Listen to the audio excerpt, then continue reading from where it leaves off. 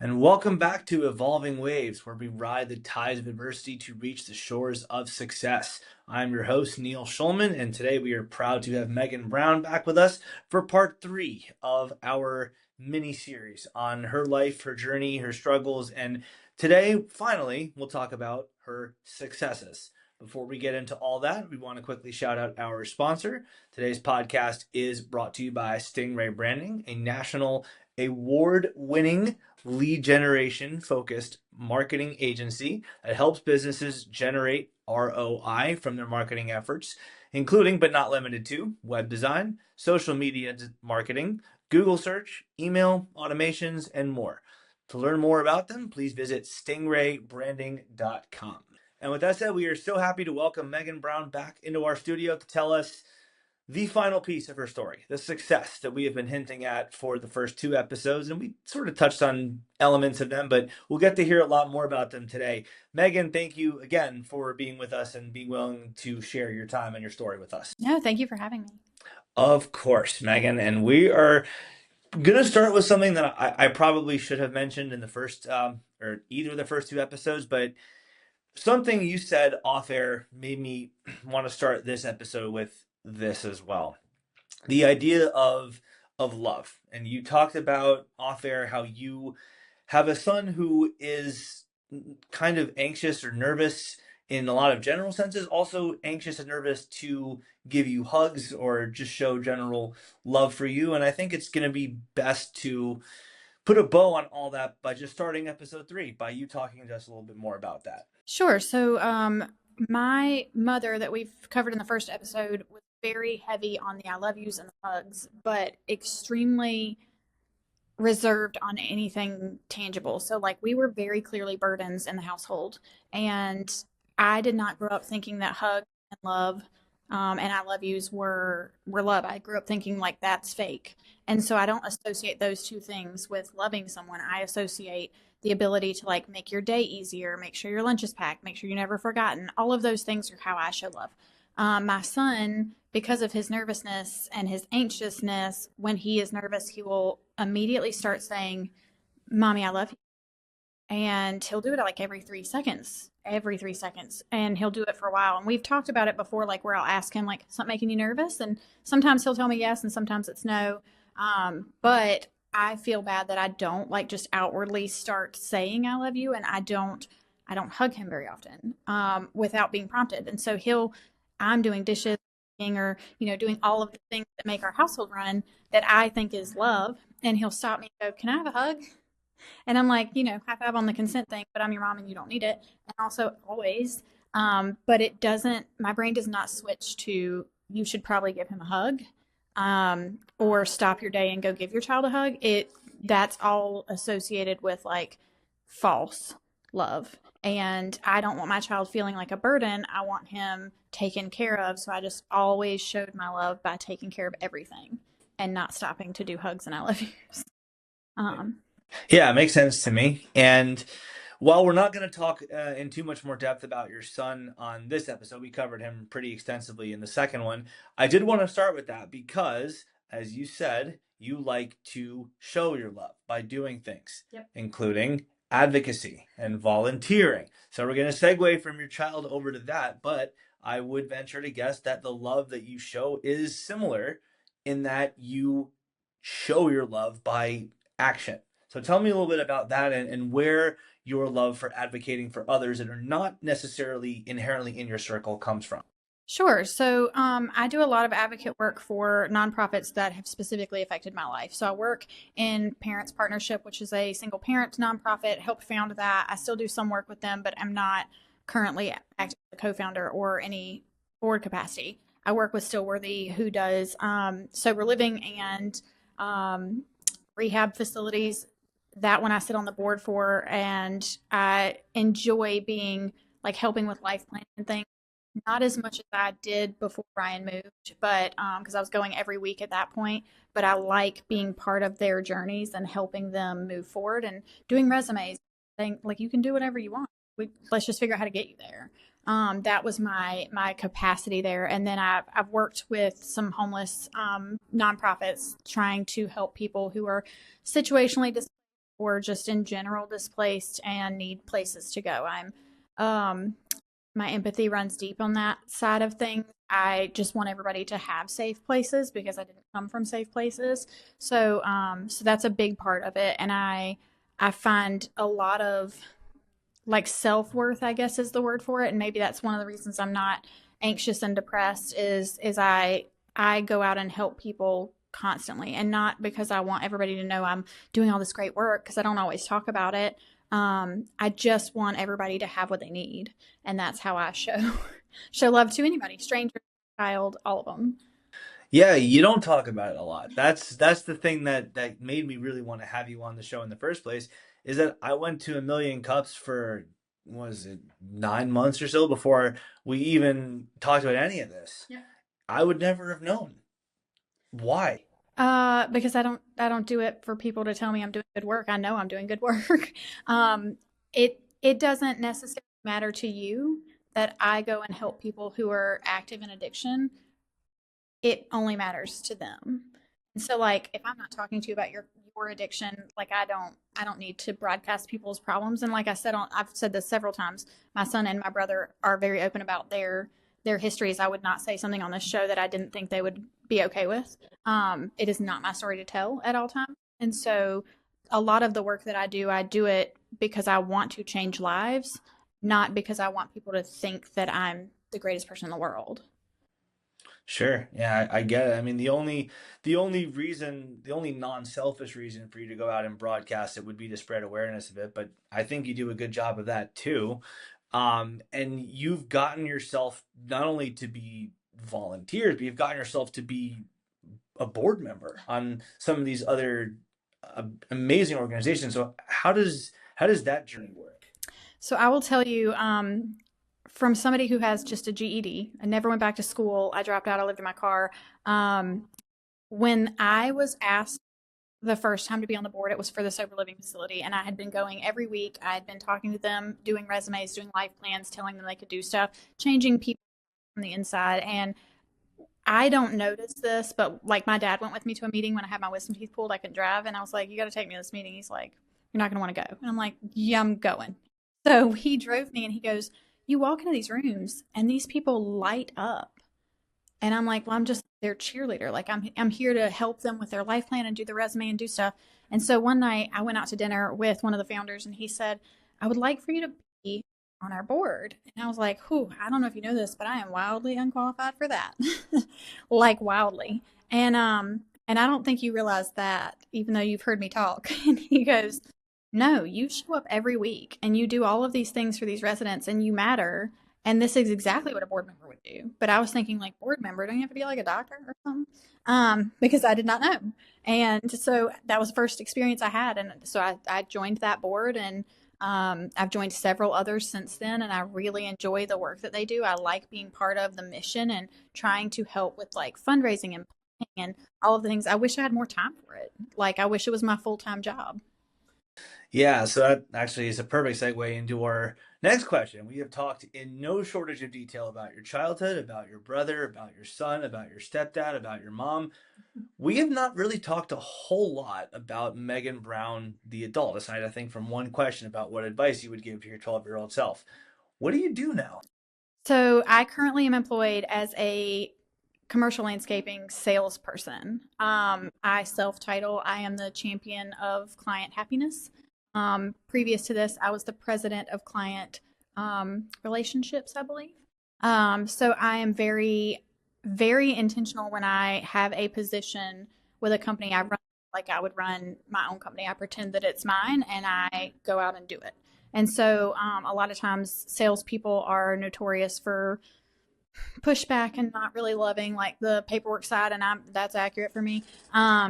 But I will run it the same way every day, no matter what the goal is, no matter what you tell me we need to go target. Like, I'm going to run this like it's my business, and I'm going to do it at the capacity we have. And so that's the entrepreneurship side of things. Is I've done that since I was young. I very clearly remember I was 18 years old. It's my birthday. I was living in my car and I needed a job, and I wanted to put management on my resume because I knew that that was how I'd move up. So I walked into this gym in Anderson, South Carolina, and I said, "Hey, I would like to work here." And the guy looked up from whatever he was doing. He goes, "You have to be 18 to work here." And he just went back to what he was doing. And I went, "I'm 18 today, and I want a job. And I don't just want a job. I want to do everything. I want to learn all of what you do here, and I want to do it all." And he was like, "Okay, have a seat." And then he goes, "My weekend girl," because it was a 24-hour gym except for weekends. Weekends were 8 to 8. He said, "My weekend girl's about to go on maternity leave. She does it all. She's the only one here. You would do smoothies and cleaning and checking people in and out, everything that we have to do. Do you want to do that?" And I was like, "Yep." And I started working and me for a couple weeks before she went out on maternity leave, and I added management to my resume pretty quickly, and I was determined to move up from there. And so, excuse me, when I ask people or when I tell people when I think about this, I'm like, it was easier than you would think to just get people to do things and help you and get you where you want to go by asking for what you want. And I say that very intentionally because if you ask the right people, you will get what you want. They will help you. They'll introduce you to people. They'll put you in contact with someone else if they can't do it. You can do anything you want to do, and all you have to do is listen. So if you get a no, on to the next one. Like I didn't have time to waste. So it was on to the next one. But he said yes. And that was my plan for the whole day, was just to be like, go to businesses and be like, "I want to work here. Teach me how to manage." Do you see any parallels between any and all of your jobs in management and being able to manage yourself and or your son? Yes. Most of my jobs have been in sales, sales and sales. I've done a lot of sales training on corporate levels, in within the jobs that I've had, mostly because I asked for it. Like a lot of corporate jobs have sales training. Most of it is not super engaging. A lot of it's just like you have to log on. So when I started with US Lawns, I hadn't worked for a couple years because I stayed home with Rowland when we moved here. And I was like, whew, nobody's engaging on this call. I should probably just do it. And they were like, "No, that's not your job. And you're just the girl in Charleston. Like, we pay people here in the home office to do that." So I bugged them for like 3 months. And finally, they had a call where I was the only one that showed up and I was on vacation. And they were like, "We should probably just time to talk about you running these sales calls, shouldn't we?" And I'm like, "That'd be great." But like, you just keep asking and keep doing what you believe in, and somebody will eventually help you and get there. And I do the same thing at home. Like I tell Rowland, part of our my parenting is state your case. Like, listen, you want to do something, that's fine, but you're not going to whine about it. You're going to tell me why. Talk to me like I'm a defendant, bro. Like, state your case. Tell me what you want and why you want it, and then we'll decide. So, Very interesting. Talk to me like I'm a defendant. I'm like, make your case for what you're Yeah. doing. Well, I mean, we all kind of have to be salespeople and or lawyers for ourselves. We all have to advocate for ourselves because if we don't, no one's going to do it for us. Right, and that's building that bone. Even though he doesn't have much of that self advocacy yet, I think that at some point, if I'm not here anymore, he will have the muscle memory of it because I've been making him do it this whole time. Like, you tell me why you want it and what you want, and we'll decide. We'll discuss it. It's going to be maybe an argument, but like we're going to have this conversation where you tell me, and I do it. I do it in business all the time. I've been very fortunate to have a lot of jobs or positions that allowed me the freedom to do things the way I needed to do them and wanted to do them and didn't restrict based on corporate law or corporate rule. And part of my success is being able to do that. Gotcha, gotcha. Yeah. I'm sure that we could go through a long list of risks, I guess, that you took to get to where you are today, not just in your personal life, but also in your professional life as well.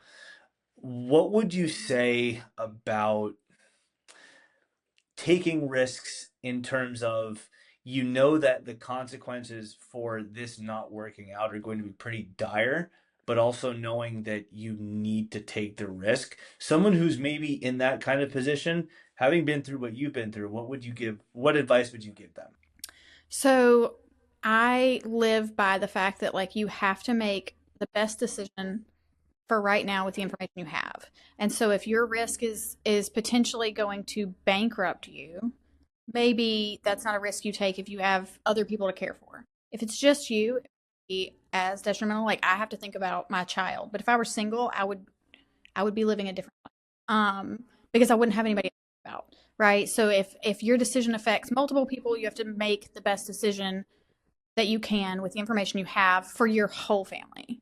But if it's just you, you can there's a lot more wiggle room, right? I made a lot of really sketchy decisions when I was young, obviously, and you've heard a little bit about some of those, but I don't make those same decisions now because I have somebody to take care of. But I would say that's my best advice: is best decision you can make with the information you have. Gotcha. Yeah. So did you learn that from trial and error, or did someone teach you that? Oh no, I learned it from trial and error, and I made lots of mistakes. I will say one of the large, I guess, risks that I took, and it has nothing to do with business. When I was 15 years old, I got a tattoo in an underground shop in 2005 that wasn't legal in South Carolina, um, in the back of a strip club, and so so my mother took me to get this tattoo, and it was something I wanted at 15, but wasn't. I should have made that decision when I was 21, right before I had my son. My brother OD'd in a halfway house, and his sponsor came to live with my mom, and also was a tattoo artist that ordered some Amazon stuff and was doing tattoos. So when I got to my mom's, Zach was getting tattooed in the kitchen, and I was like, I don't know if Zach's gonna make it. So I will get a tattoo while I'm here because like it'll be something that we can do together. And so I let this man tattoo me on my mother's couch. The majority of my body under my shirt is tattooed, my almost my whole back.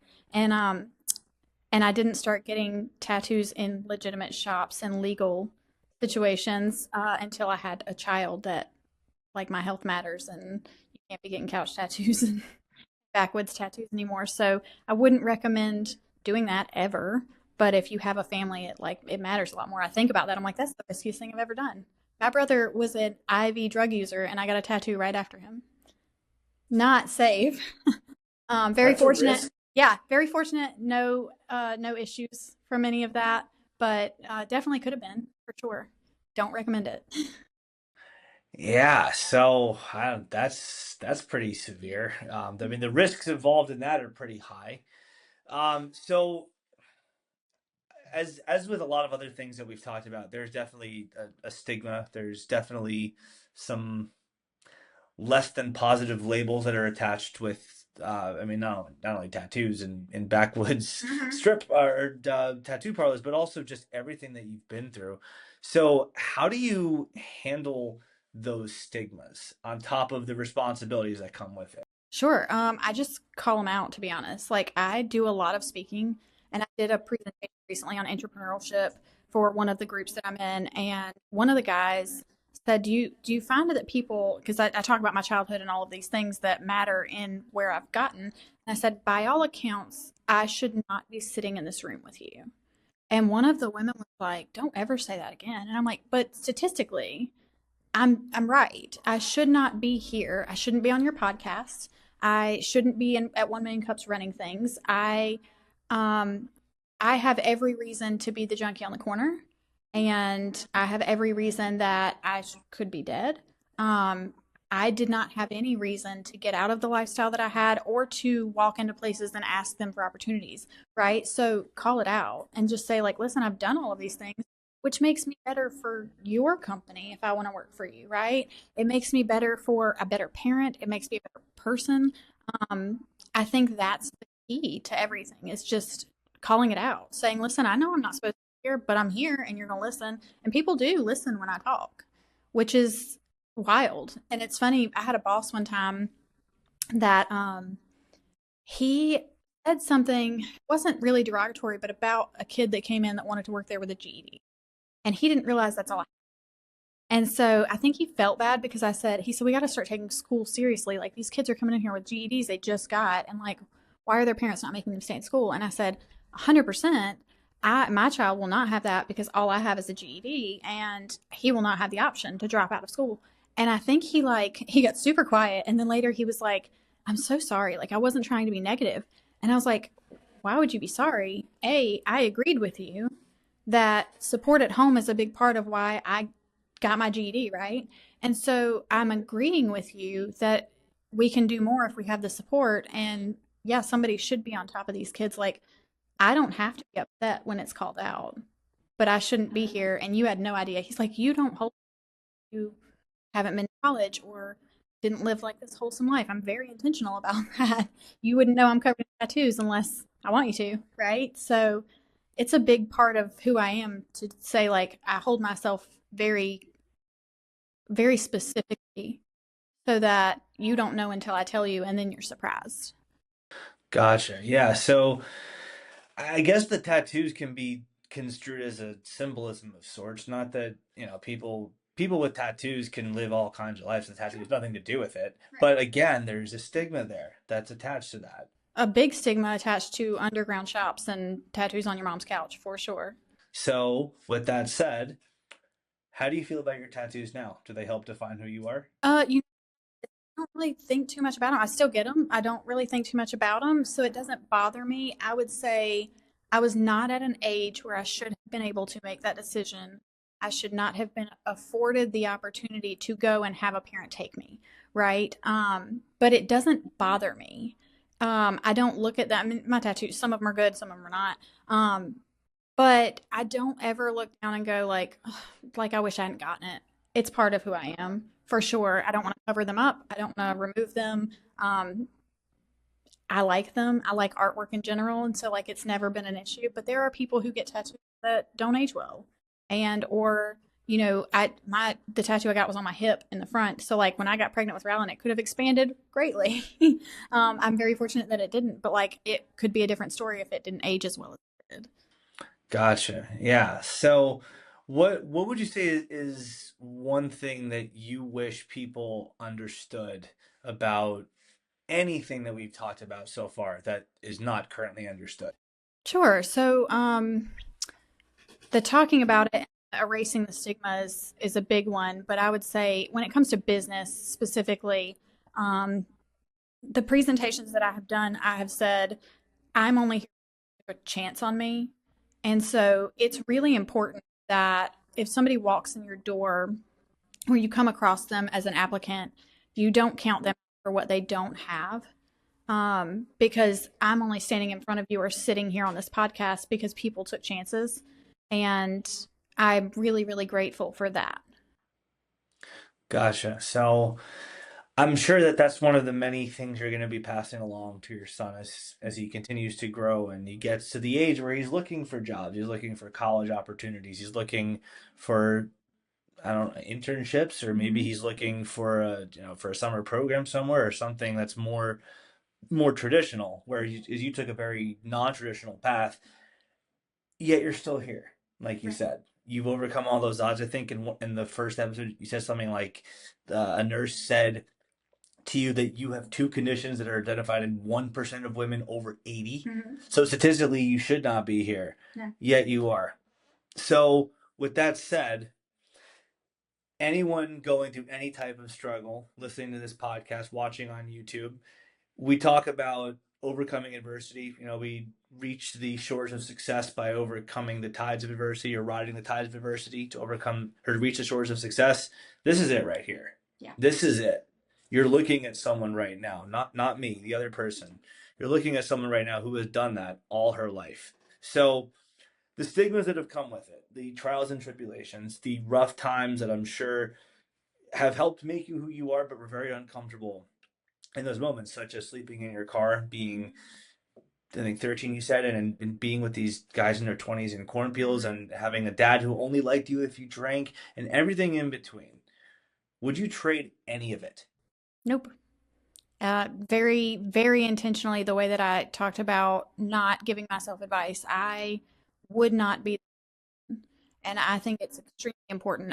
Part of my ability to speak to anyone, talk to anyone, get people to open up is because I've been through a lot of things, and I think that it's important.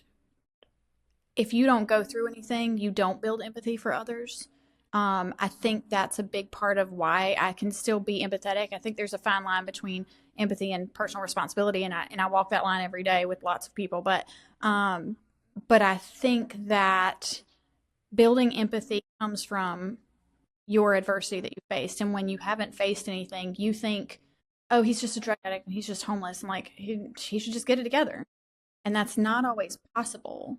And so, like, I sit here with chronic pain, knowing what the other side looks like, and I got it together, but I can't think like that for my brother because I don't do the same thing. Like I haven't, even though we grew up in the house, we had two very different situations, right? He was a boy and the youngest, and he was catered to a little bit more. And so I'm like, for me, I'm like, he was also hated by my stepdad like this whole life. And so I'm like, I know what I saw. I don't know what I didn't see. So Zach relives these memories and he has had even worse traumas since we've grown up. And his drug addiction started later than mine, but like exacerbated, right? And I can't just look at him and go, I got it together. Like, why can't you? That's not how life works. Not everybody has that ability. And I don't rerun these memories a lot. I can talk about them and be okay, but my emotional attachment to how I grew up, and part of the reason I can sit here and say this without getting emotional and crying and being upset, is because I don't attach to that. I am very, very compartmentalized and conscious of where I put my energy. And I'm like, I can speak to it, but that's all you get. Like, it's the information that I have. It's not my life. Yeah, I mean, there's a reason why our slogan is we ride the tides of adversity to reach the shores of success, and not we grab a hanging rope or ladder from a helicopter or something that can just carry us there. No, it doesn't work that way. Right. It doesn't work We have that to way at climb the all. mountain. Yeah. And you are in our metaphorical sense, you have to brave those rough waves, that chop in the water to reach the shores of success. You don't just get airlifted to it. You have to battle for it. You're the living embodiment of that. So as we're coming to a close in this three-part series into Megan Brown's life and her story, what legacy do you want to leave? Because this episode, the internet's forever, as we all know, it's going to be out there long after all three of us are gone. What legacy do you want Megan Brown to leave for not only your son, but especially for him, but for everyone who may watch this? Right. So my goal in life has always been and will always be leave this world better than I found it, better than I came into it, make a difference. I've said this several times. I want to change people's lives, and I do that every day. And I do it very intentionally, not for praise, not for somebody to think I'm the greatest person in the world, because it matters to that person. And so I think that's it. Just leave the world better than you found it. Yeah, it's a good philosophy. You can't really argue with it. Yeah, I mean, I've really enjoyed getting to talk to you and getting to pick your brain on some philosophical things. We talked off air, like I said, about things that made you who you are today. Some of which I actually found out for the first time on the podcasts that we've recorded here. But I mean, at the end of the day, we are who we are because we go through what we go through. We're the sum of our environments and our experiences. And so, with that said, the final question I have in this entire trilogy is the same one I ask everyone. What is next for Megan Brown? Where do you go from here? So I am I'm getting more selective in where I spend my time. I love my job and it has afforded me a lot of things, but I think I'm going to pivot into a fractional sales role and or sales training of some sort. I would like to do more nonprofit work. I'm trying to figure that out when it comes to the monetary side of things because I am a single parent. I can't just make decisions that would affect the salary I currently have. So I am working to figure out how I can do more good with the time that I have. And in the nonprofit world specifically, I'm sure that if you get the opportunity to work for any nonprofit or work with any nonprofit, I'm sure you take it. Is there a specific niche within the nonprofit world that you'd especially like to get into? I mean, battered women's shelters. I mean, we had Katie Blumquist, who is famous now for giving kids bikes. Obviously, it's very different. But is there any specific sub niche within the nonprofit world that you really see yourself getting into? Yeah, so several, and I currently work in all of them. So anything related to battered women would be a great one, and I do. I know some of the people from my sister's house. We donate to them and things like that. I work with single parent nonprofits. I work with a veteran nonprofit, and I work with homeless. And for the most part, I like to stick to things that have affected my life. I very intentionally, so the veteran nonprofit, my family is all Navy, but we never went through like wars and things. So I didn't have like the PTSD side of things that they are advocating for. I care about it, but it didn't affect my life that much on that end of things. But Warriors Haven is trying to build a tiny home community for veterans back on their feet. And my goal is to at some point build a single moms community that's a tiny community.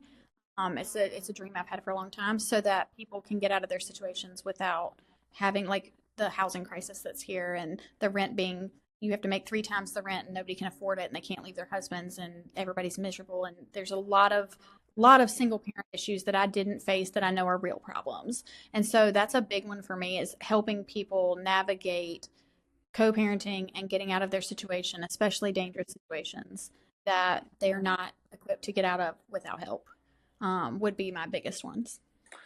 Yeah, awesome. I guess I said last question, but I guess I have one more, and it's a very similar one. But about your son, what's next for him? He's going through puberty. I'm sure Yeah. one day he'll be looking at colleges, but between now and then, what's he getting himself into these days? Yeah, so Rylan is 11, and last year on May 8th, he presented his little business at 1 Million Cups, which is the 3D printing business he does for the school. He has started a comic book with five friends, I guess, and he sells those at school. So he like does things that are, not, I wouldn't say your norm for kids.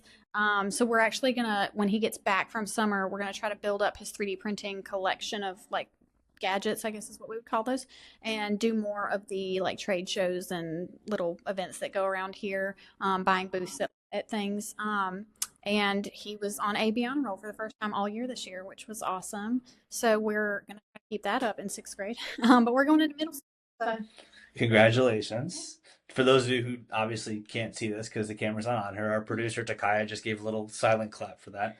But that is awesome. That is really cool, and that embodies our show as much as anything. Like I was saying with you, but it's reflected on your son because he didn't get the same childhood as a lot of other people. Like you said, he's forced to grow up in a.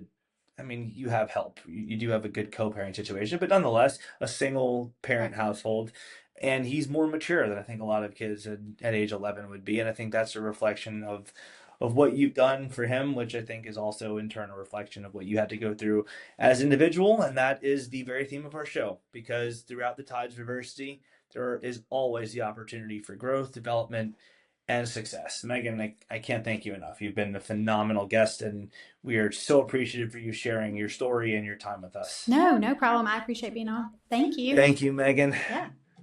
Got to hold that for the thumbnail. There we go. Thank you guys for listening. And until next time, be true to yourselves. And remember, no adversity is insurmountable.